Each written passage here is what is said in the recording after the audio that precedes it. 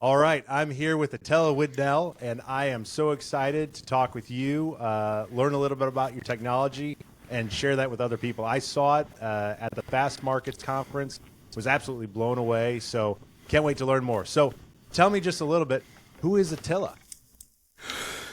Oh, Tim, that's a loaded question. Where do I where do I begin? I'm on the basis of it, just on a personal level. I'm an Anglo-Turk, so I'm half Turkish, half British. I've been living in Singapore for the last 10 years, but originally from born and bred in London, with Turkish ancestry. So married to a Singaporean with two little Singaporeans over here, and at the moment this is home for the foreseeable. And I've been working for a range of sort of market intelligence companies, sort of in UK and in Singapore. So some of them you may have heard of. So as you mentioned, Fast Markets used to be called Metal Bulletin. That's where I was early in my career. Before that, I was working for a research boutique called CRU, similar to Wood Mackenzie.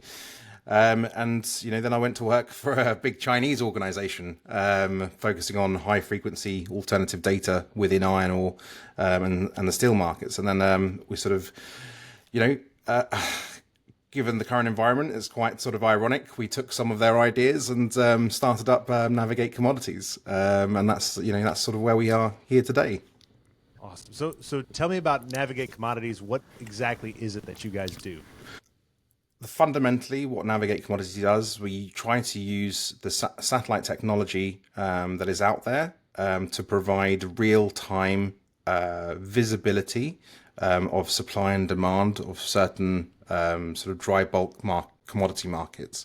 So that can be anywhere from tracking vessels with particular cargoes, or using thermal satellite imagery to looking at the heat that's coming out of electric arc furnaces and blast furnaces, to infer what their production rates might be. And then something we'll probably come on to later on is talking about sort of optical imagery, which is basically like cameras, but in space, to be able to sort of monitor stockpile sizes, whether it's iron ore, scrap, recycled ferrous metals.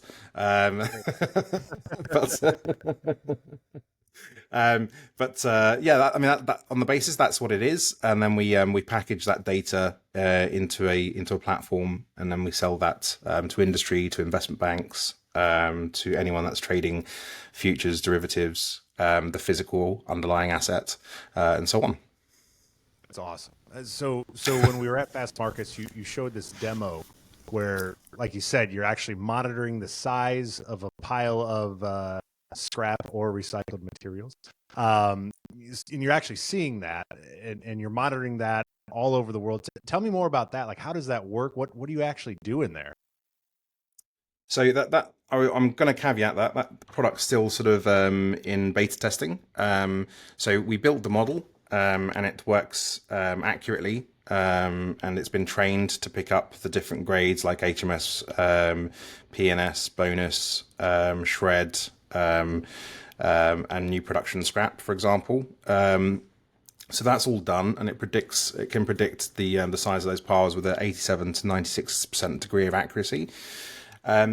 Where we're trying to make improvements is actually on the frequency of the coverage, versus the cost, because these things are on the optical imagery side. It's incredibly expensive to purchase those imagery.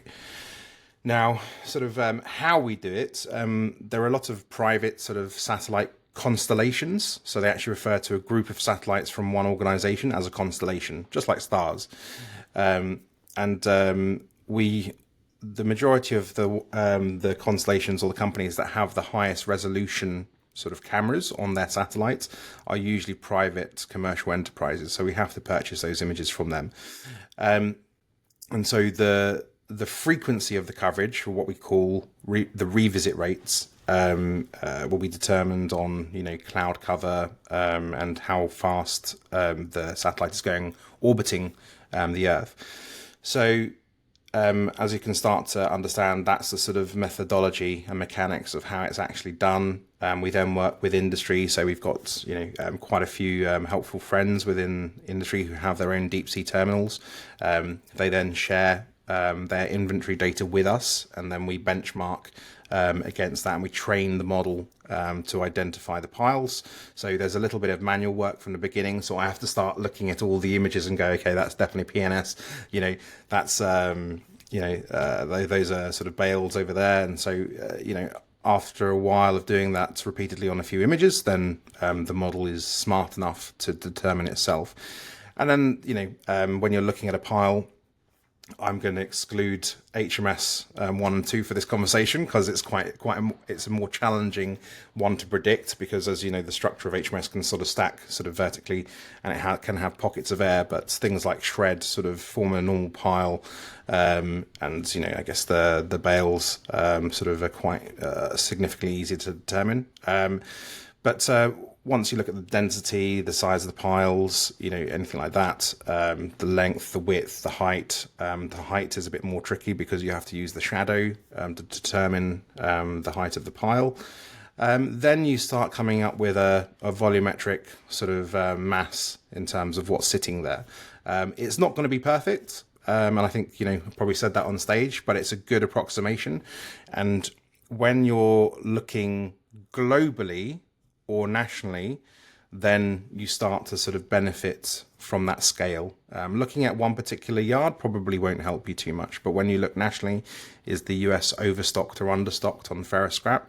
Recycled ferrous metals. Then you start to understand how that then plays into the sales price, either to the mill or to the export market. It's incredible. So, I mean, using this technology, you're essentially monitoring the size of all these piles in a global manner to really understand what the stock is sitting on the ground or moving on barges. I mean, it's incredible. What do you see? And we could talk for an hour on all that. But what do you see for the future of satellite imaging, for this type of technology in the recycled material space, for manufacturing? Kind of where does this all go? I mean, it's the first time I've seen something like this. What do you see in the future for all of this? Yeah, I mean, well, you're only limited by your imagination, Tim. So the sky's the limit, or space is the limit. But I mean, we're obviously working on rebuilding our shortwave infrared thermal monitoring of steel mills and copper smelters. So we're bringing that in-house now. And the applications could be applied to anything. So I mean, you could look at OEM manufacturing, taking high frequency images of parking lots of vehicle manufacturers, car manufacturers, sort of benchmarking their productivity potentially. We're talking to an American company actually in terms of monitoring iron ore stockpiles, sort of a combination of radar imagery as well as optical imagery to give a good view on what's happening in China, for example, which is a bit of a black box. We've had some early stage conversations about looking at sort of mine activity as well. There's a lot of demand for sort of opening up Pandora's box on lithium sector, looking at sort of mine activity as well as sort of shipments of that. We can obviously talk about sort of the vessel flow movements, and so there's because it hasn't really existed in metals and mining before. There's still so much low-hanging fruit that we could cover. I mean, this technology has been around for 10, 15 years in oil and gas. And, I am very proud that we are the first movers within metals and mining. But there's obviously a lot of work that needs to be done on our part. And so we're the ones leading the charge in terms of investment. But, we're not a particularly rich company, so it takes us time to sort of cover all of those, pick those low-hanging fruits, as it were. Well, I'm so excited about what you guys do. I'm excited to see where you go.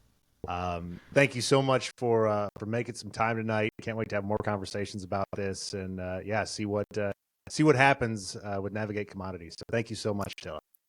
My pleasure, Tim. Thanks for having us. Bye.